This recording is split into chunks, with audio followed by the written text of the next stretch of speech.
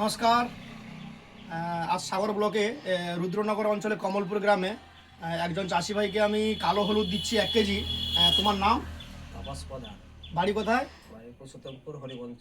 আচ্ছা, তুমি যে এই যে ফেসবুকে থেকে যে এই যে কালো হলুদটা দেখে যে কিনছো, এর কাজটা কি জানো তুমি? আমি জানি এর অনেক গুণ আছে কালো হলুদের। আচ্ছা, তুমি এই কালো হলুদ নিয়ে কি কাজটা করবে?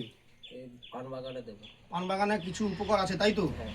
তাহলে তুমি পরবর্তীকালে তোমাকে যদি কালো হলুদ দেওয়া হয়, তুমি কি চাষ করবে? হ্যাঁ, চাষ করবো। তুমি কি পদ্ধতিতে চাষ করবে, রাসায়নিক না জৈব দিয়ে? জৈব দিয়ে। আর তুমি কতটা পরিমাণ চাষ করতে পারবে তোমাকে যদি দেওয়া যায়?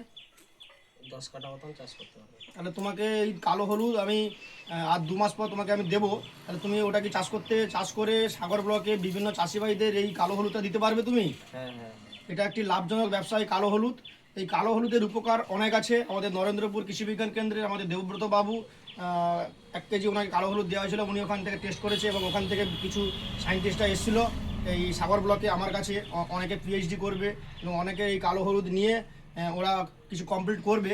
তাই এই সাগর ব্লকে আমি রামকৃষ্ণ মিশন আশ্রমে ও কালো হলুদ দিয়েছি এবং উত্তমগিরি কমলপুরে ওনাকে কালো হলুদ দিয়েছি এবং সাগর ব্লকের এডি অফিসে আত্মা গ্রুপে আমাদের আনন্দনাথ মহাশয় এডি সাহেব এবং স্বপন কুমার মাইতি মহাশয়কে কালো হলুদ দিয়েছি। ওখান থেকে 20 জন চাষি ভাইকে কালো হলুদ দেওয়া হয়েছিল অফিস থেকে এবং তার মধ্যে কিছু জৈব সারও দেওয়া হয়েছিল ওখানে।